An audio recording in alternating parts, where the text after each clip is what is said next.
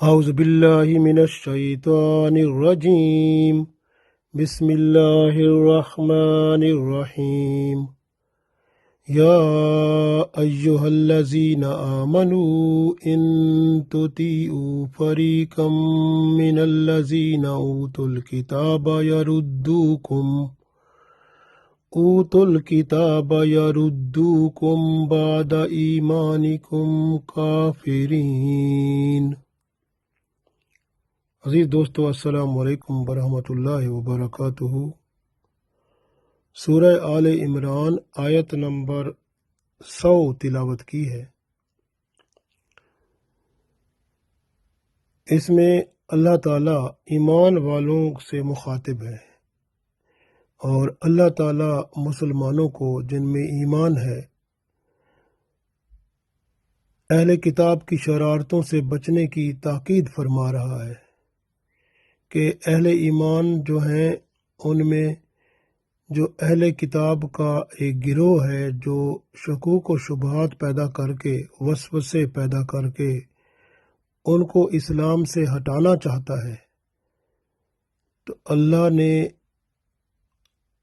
واضح طور پر فرما دیا ہے کہ اگر آپ ان کے وسوسوں میں، ان کے شکوک و شبہات میں، ان کی باتوں میں آئیں گے تو آپ کا ایمان ختم ہو جائے گا، یعنی وہ آپ کو کافر بنا کر ہی چھوڑیں گے۔ پڑھتے ہیں اس آیت کو۔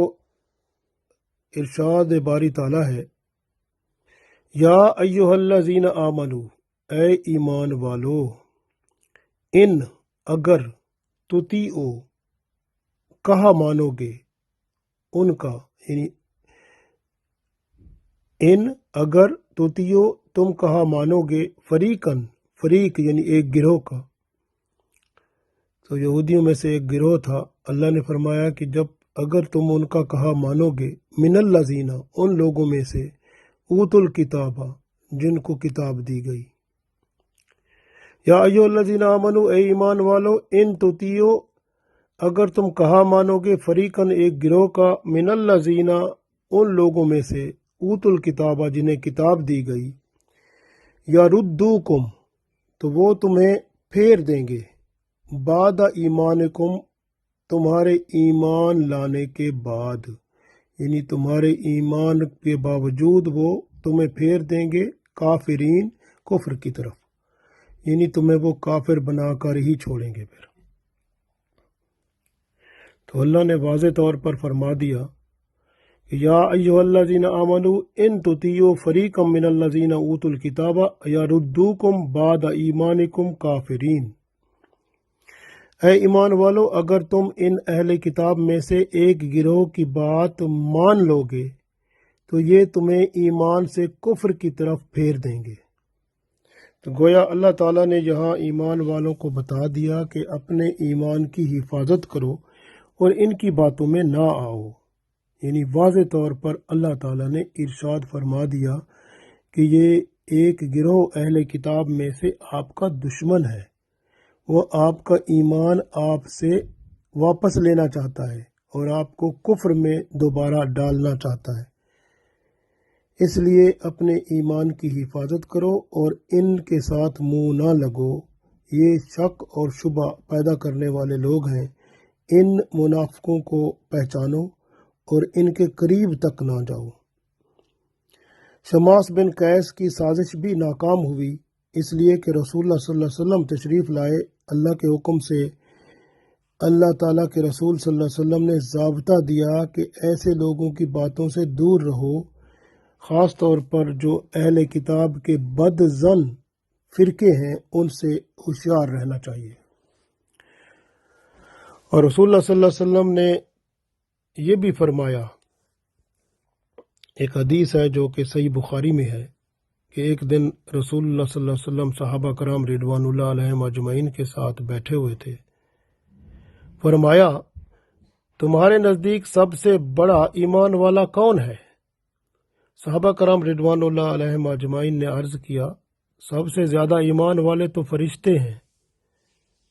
رسول اللہ صلی اللہ علیہ وسلم نے فرمایا، وہ کیسے؟ وہ فرشتے کیوں نہ ایمان لاتے؟ کیونکہ اللہ تعالیٰ کی وحی انہی کے براہ راست تو آتی ہے، یعنی براہ راست ان کا تعلق اللہ کی وحی سے ہے، تو اس لیے وہ تو ایمان لاتے تھے، یعنی ان کا ایمان لانا تو وہ ضروری تھا، کیونکہ ان کو تو جانتے ہیں کہ وحی اللہ کی طرف سے آتی ہے اور ان کے ذریعے سے آگے پہنچتی ہے۔ پھر صحابہ کرام رضوان اللہ علیہم اجمعین نے عرض کیا، یا رسول اللہ صلی اللہ علیہ وسلم، پھر تو ہم ایمان والے ہیں۔ رسول اللہ صلی اللہ علیہ وسلم نے فرمایا، نہیں، تم ایمان والے تو اس لیے ہو کہ میں تم میں موجود ہوں۔ پھر صحابہ کرام رضوان اللہ علیہم اجمعین نے عرض کیا، یا رسول اللہ صلی اللہ علیہ وسلم، آپ خود ہی ارشاد فرما دیں۔ تو رسول اللہ صلی اللہ علیہ وسلم نے ارشاد فرمایا کہ تمام لوگوں میں سب سے زیادہ ایمان والے وہ ہوں گے جو تمہارے بعد آئیں گے اور کتابوں میں لکھا ہوا پائیں گے اور اس پر ایمان لائیں گے۔ صحیح بخاری میں یہ حدیث موجود ہے۔ آپ غور کریں کہ اللہ کے رسول صلی اللہ علیہ وسلم نے ہمارے بارے میں کتنا خوب فرمایا کہ لکھا ہوا پائیں گے، ایمان لائیں گے، بغیر دیکھے ایمان لائیں گے۔ تو آپ دیکھیں بغیر دیکھے ہوئے ایمان لانے کی کتنی بڑی سعادت ہے، اور یہی ایمان بہت بڑی سعادت ہے۔ ایمان کو یہی لوگ تو چھیننا چاہتے ہیں، یہ تو ایمان کے دشمن ہیں۔ جس طرح شماس بن قیس تھا، فرمایا گیا تھا کہ ان کے ایسے لوگوں کی باتوں میں نہ آنا، یہ تو تمہارا ایمان چھین لیں گے اور تمہیں کفر میں ڈال دیں گے، اور تمہارے اندر جو اتحاد، اتفاق ہے، پیار محبت ہے، ہم آہنگی ہے آپس میں، یہ سب ختم کر دیں گے۔ کیونکہ اس میں آپ دیکھیں کہ شماس بن قیس جو یہودی تھا، اس نے ایک نوجوان یہودی کو حکم دیا تھا کہ وہ انصار کی مجلس میں جا کر جنگ بیاس کا ذکر کرے۔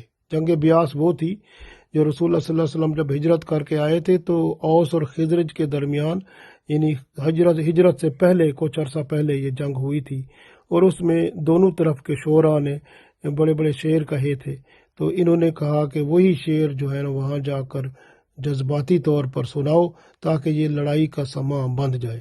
تو پھر وہی ہوا تھا، اور رسول اللہ صلی اللہ علیہ وسلم نے اس سازش کو اللہ کے حکم سے ناکام بنا دیا۔ تو اب یاد رکھنا چاہیے مسلمانوں کو، تمام مسلمانوں کو یہ یاد رکھنا چاہیے کہ مسلمانوں کا آپس میں لڑنا یہ کفر ہے، حرام ہے۔ رسول اللہ صلی اللہ علیہ وسلم نے خطبہ جو حجت الوداع کے موقع پر دیا تھا، اس میں آپ صلی اللہ علیہ وسلم نے فرمایا، سن لو، تمہاری جانیں، تمہارا مال اور تمہاری عزتیں ایک دوسرے پر ایسے ہی حرام ہیں جس طرح یہ شہر، یہ مہینہ اور یہ دن حرمت والا ہے۔ پھر فرمایا، سن لو، ایک دوسرے کی گردنیں مار کر کافر نہ بن جانا۔ بخاری شریف میں یہ حدیث موجود ہے۔ تو گویا جو ایک دوسرے کی گردنیں مارتا ہے، قتل و غارت کرتا ہے، تو وہ کفر میں چلا جاتا ہے۔ تو یہ آپس میں مسلمانوں کا لڑنا کفر میں بندے کو لے جاتا ہے۔ تو لہٰذا بندے کو آپس میں لڑائی جھگڑے سے بچنا چاہیے اور صلح کرنی چاہیے اور ایک دوسرے کو معاف کرنا چاہیے۔ اسلامی عدالت ہوتی ہے، اس میں فیصلہ کرانا چاہیے، لڑائی جھگڑا نہیں کرنا چاہیے۔ آپس میں جیسے وہ مل بیٹھ کے معاملے کو رفع دفع کرنا چاہیے۔ یہودیوں کے مکر و فریب اور گمراہ کرنے کی جو چالیں ہیں، ان سے بندے کو آگاہ ہونا چاہیے۔ یہ سازشیں کرتے رہتے ہیں اور کرتے رہیں گے قیامت تک، یہ بدگمانی پیدا کرتے رہیں گے، شکوک و شبہات سے مسلمانوں کو تقسیم کرتے رہیں گے، فرقہ وارائیت پھیلا کر لڑائیاں مسلمانوں کے درمیان کرتے رہیں گے، اور یہ متحد نہیں ہونے دیں گے۔ یہ صرف ہمارا کام ہے، ہم اپنے دشمنوں کو پہچانیں اور دیکھیں کہ ہمیں تو آپس میں اتفاق اتحاد کے ساتھ رہنا ہے۔ جس طرح تسبیح کے دانے ملتے ہیں تو ایک تسبیح بنتی ہے، اور پھر اللہ کا ذکر اس پر ہوتا ہے۔ تو ہم بھی اس طرح مل جل کر ایک دوسرے کے ساتھ رہیں اور ایک دوسرے کا خیال کریں، ایک دوسرے کے دکھ درد کو اپنا دکھ درد سمجھیں، اور ہر مشکل میں ایک دوسرے کا ساتھ دیں، اور ہر خوشی میں ایک دوسرے کے ساتھ ہوں۔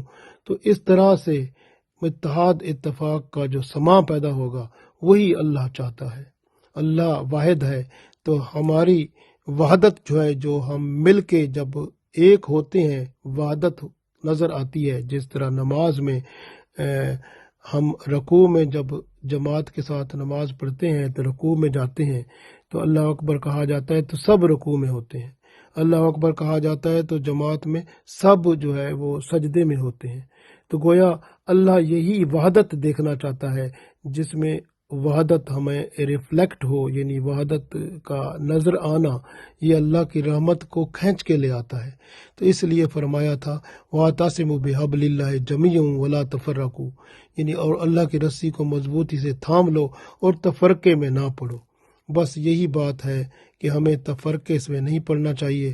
اللہ تعالیٰ سے دعا کرتے ہیں کہ اللہ تعالیٰ ہمیں اتفاق اتحاد کی دولت سے ہمکنار کرے اور مسلمانوں میں آپس میں پیار محبت کے ساتھ خلوص کے ساتھ آپس میں ایک دوسرے کا خیال رکھ کر اس دنیا میں اور آخرت میں کامیاب و کامران فرمائے، تاکہ ہم یہاں بھی اور وہاں بھی اللہ کے حضور کامیاب ہو سکیں. اللہ تعالیٰ ہم سب کو توفیق دے. آمین.